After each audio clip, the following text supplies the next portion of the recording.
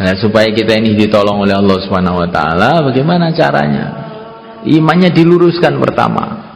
Wa kana haqqan 'alaina nasrul mu'minin. Kalau iman kita ini lurus, kuat, hanya Allah yang saya harap. Hanya pertolongan yang saya harap. Hanya Allah yang saya mohon. Allah berkuasa, Maha tidak kuasa. Ya Allah, tolonglah aku. Kedua kali amalan kita ini lurus. Amalannya lurus, jangan sampai buat maksiat. Kemudian yang ketiga, kita ini punya sifat-sifat yang lurus, sifat-sifat yang dicintai oleh Allah. Ada sifat takwa. Sifat takwa itu, hati itu ada rasa takut kepada Allah. Wa'alamu annallaha ma'al muttaqin. Allah akan bersama, akan menolong orang takwa, orang yang hati dipenuhi dengan rasa takut kepada Allah. Ada sifat sabar, innallaha ma'as sabirin. Orang kalau punya sifat sabar, senantiasa akan ditolong oleh Allah. Dan dia ada perjuangan yang lurus. In tansurullah yansurkum. Kalau kamu tolong agama Allah, Allah akan tolong kamu. Maka Syekh Ilyas rahimahullah, beliau mengatakan, sebesar-besarnya benteng bagi umat Islam adalah dakwah. Kenapa? Ada orang tanya, kenapa Syekh begitu? Karena Allah janji, kalau kamu tolong agama, mendakwahkan agama, Allah akan tolong kamu. Nah, kalau Allah sudah tolong kamu tuh melebihi 70.000 benteng, lebih dari semuanya. Maka setiap kita ini harus punya keputusan. Dalam hati itu harus ada punya keputusan, saya harus dakwah supaya saya ditolong oleh Allah. Dakwah itu untuk apa? Untuk supaya saya ditolong oleh Allah. In tansurullah yansurkum. Kalau kamu tolong agama Allah, Allah akan tolong kamu. Masya Allah. Dan ini sudah Allah buktikan.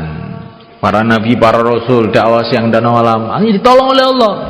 Walaupun menghadapi Fir'aun, Qarun, Haman, ditolong oleh Allah. Nabi Musa ya nggak apa-apa. Walaupun menghadapi Namrud yang punya kekuasaan seluruh dunia, Nabi Ibrahim nggak apa-apa, ditolong oleh Allah. Para sahabat menghadapi Persia, Romawi, Jazirah Arab, dari segala arah, tapi ditolong oleh Allah, ya tetap sukses. Wali Songo ngadepi ini belakang ini, ngadepi kerajaan Brawijaya, ngadepi Mojopahit, ngadepi macam-macam masalah, ya tetap sukses, ditolong oleh Allah. Kita mendengar cerita para wali-wali, dikira para wali itu bisa sukses itu karena kesaktiannya. Maka ada orang yang ingin tiru-tiru para wali, akhirnya masuk gua, biar sakti. Ternyata nggak sakti-sakti juga. Kesaktiannya para wali itu bukan di situ itu, karena mereka membela agama, menangisi agama. Nanti ditolong oleh Allah. Ketika ditolong oleh Allah, ya jadi semua kesaktian ada dalam diri mereka. Ingin jadi orang sakti, dakwah yang sungguh-sungguh. Betul mereka ditolong oleh Allah. Kalau sudah ditolong oleh Allah, apa jagoan-jagoan Qarun, Haman, Fir'aun, Namrud, keok semuanya. Tapi pakai syarat, dakwahnya harus dakwah yang benar, dengan cara Rasulullah SAW, cara para sahabat, cara orang-orang yang paham tertib agama. Dan dakwahnya harus ikhlas, semata-mata karena Allah. Saya di pondok ini sudah bosan ngaji itu, sudah berbulan-bulan ngaji aja. Saya mau cari penyegaran, keluar 40 hari. Bukan ini bukan karena Allah tuh, tapi karena cari penyegaran. Dan nanti dakwahnya jadi tolah-toleh akhirnya. Ya, ini nggak dapat pengalaman. Ini santri, orang kampung begitu juga. Di rumah kok istrinya ngamuk terus, keluar aja 40 hari. Sumpek di rumah. Bukan tidak begitu. Kita keluar jalan Allah semata-mata mencari ridha Allah. Nanti kita akan dapat pengalaman-pengalaman iman, pengalaman-pengalaman pertolongan Allah. Kemarin itu saya dikasih cerita, ada satu jamaah itu keluarnya ke Bangladesh. Nah, waktu itu ada bayannya itu cerita bagaimana pentingnya taklim rumah. Rumah itu kalau dihidupkan taklim, berarti rumah itu nyambung dengan rumahnya Nabi Agung Muhammad SAW. Rumah itu kalau tidak dihidupkan taklim, nanti rumah itu akan jadi gelap, banyak setannya. Kemudian rumah itu akan jadi injekan-injekannya orang-orang Yahudi Nasrani.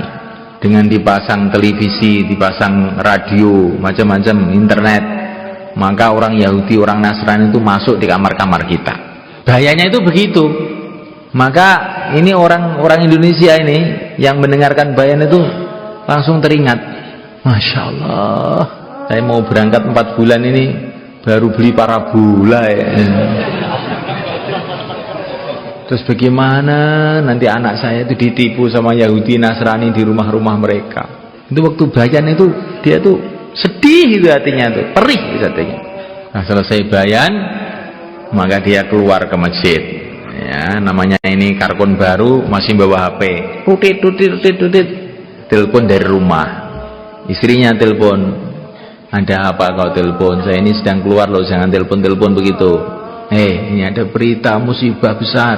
Musibah apa? Itu parabola kita itu disambar halilintar, ambruk. Ini sudah agak lama, berapa puluh juta itu. Maka ini orang yang keluar tadi, Alhamdulillah. Alhamdulillah bagaimana? Memang saya sudah risau betul kalau kamu ditipu Yahudi Nasrani, kok disambar halilintar. Alhamdulillah. Jadi kerisauan dia waktu dengar bayan tadi kan, oleh Allah diterima, langsung kirim halilintar, parabolanya hilang. Ini kan namanya pengalaman iman. Jadi kamu ini kalau dengar bayan ini dengan sungguh-sungguh prihatin, bagaimana anak saya, keluarga saya, cucu-cucu saya, kampung saya, kalau diterima prihatin kita oleh Allah ini belum apa-apa, nanti sudah Allah kirim hidayah ke sana, insyaallah kan. Maka kalau dengar bayan itu jangan teklak-tekluk begitu itu nanti nggak nyambung setrumnya. Dengar bayan dengan tawajuh, riso, ya Allah terimalah kami. Nanti tiba-tiba belum apa-apa hidayah sudah masuk di rumah kita. Itu terjadi sering kan. Jadi para sahabat dulu juga begitu. Kampung-kampung yang mereka belum datangi tiba-tiba masuk Islam. Sebabnya macam-macam. Ada yang sebabnya itu ada serigala, asu ajak itu, tahu-tahu ngomong ngajak masuk Islam. Ada yang sebabnya itu berhala, tahu-tahu keluar suaranya ngajak masuk Islam. Macam-macam itu. Jadi kalau usaha dakwah kita ini diterima, nanti terjadi perkara-perkara yang kita tidak sangka-sangka. Karena Allah tolong kita. Kalau kamu tolong agama Allah, Allah akan tolong kita. Coba kita datang ke pulau-pulau kecil sana, di Madura, di Kangean, di Sempudi, di mana-mana. Itu loh, zaman Wali Songo dulu bagaimana mereka datang ke sana. Kok sana sudah ada masjid, ada musola, ada pesantren. Ya, ini di Indonesia ada 13.000 pulau. Yang ada manusianya kebanyakan sudah Islam. Bagaimana mereka kok bisa Islam itu dulunya? Nah, ini pertolongan Allah pada orang-orang dakwah dulu semuanya kan. Saya kira orang dulu itu belum sampai masuk ke setiap pulau itu belum sampai, saya kira. Masuknya gimana? Buang kita saja itu bingung untuk melihat saking banyaknya. Tapi ketika Allah nolong, bayangkan Sunan Ampel itu orang asing, orang asing. Bahasa Jawa juga nggak bisa. Umurnya baru 19 tahun. Kok tahu tuh orang Jawa pada masuk Islam, rajanya masuk Islam, rakyatnya masuk Islam. Kalau nggak ditolong oleh Allah gimana? Nggak masuk akal. Itu zaman dulu. Sekarang zaman sekarang itu juga. Lo di Inggris, di Perancis kok orang-orang pada berbondong-bondong masuk Islam. Ini kalau bukan pertolongan Allah bagaimana? Mungkin. Dan itu yang dakwah bukan orang-orang kaya, bukan orang pejabat-pejabat, bukan rakyat biasa yang nggak punya apa-apa.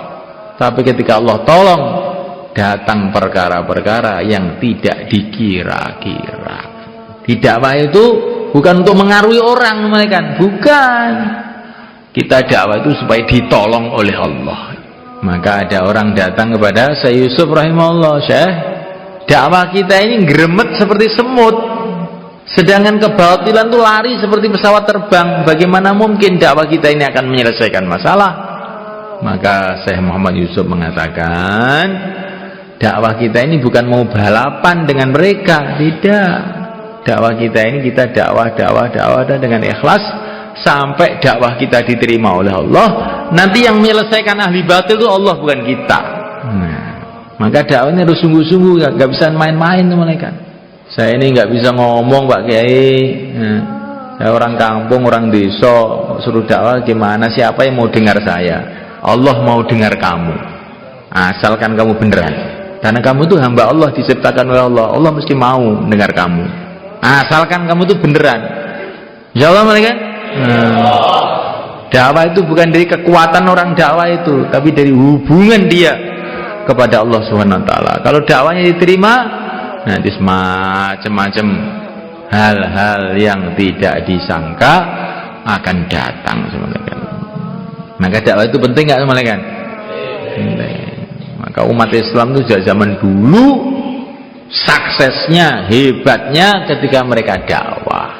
Bukan hebatnya ketika mereka banyak, bukan hebatnya ketika mereka kaya, bukan hebatnya ketika mereka jadi raja-raja, bukan. Hebatnya ketika mereka dakwah. Ketika mereka dakwah sungguh-sungguh dengan ikhlas semata-mata karena Allah, macam-macam datang pertolongan Allah, sehingga mereka menjadi orang-orang mulia di dunia ini sebelum akhirat. Maka kita mau belajar perkara ini, insyaallah malaikat.